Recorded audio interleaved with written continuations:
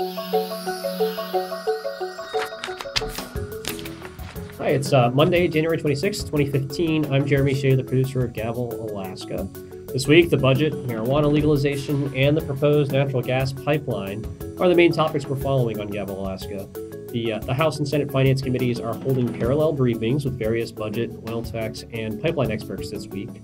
The state is facing a $3.5 billion budget shortfall for the current fiscal year that ends June 30th, which is to say the previous governor and the previous legislature expected much more revenue this year and set spending at a level about $3.5 billion too high.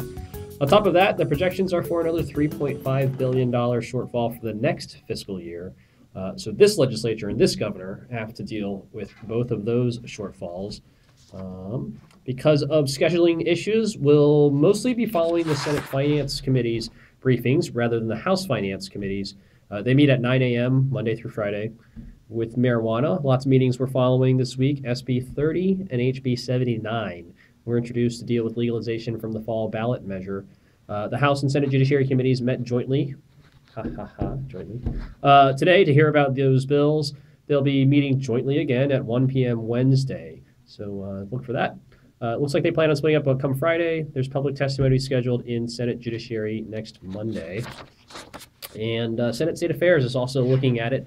They meet at 9 a.m. Tuesdays and Thursdays. Today in the Joint Judiciary Committees, they were interesting. It was a lot of talk about how to reconcile the ballot measure with an old Alaska Supreme Court decision from a case called Ravin versus Alaska, RAVIN, which essentially legalized owning and consuming small quantities of marijuana at home. It really didn't legalize having it outside the home, though. So if you think about it, technically, there's no legal way to get it into the home. Senator Peter Micciche called it the pot fairy. The ballot measure set the legal amounts higher than the Raven decision. There was a lot of discussion about whether marijuana violations should require an affirmative defense or not. The Judiciary Committees toss this phrase around a lot, affirmative defense. I need to read up more to explain what it means confidently, or maybe there's a lawyer out there that can explain it for me.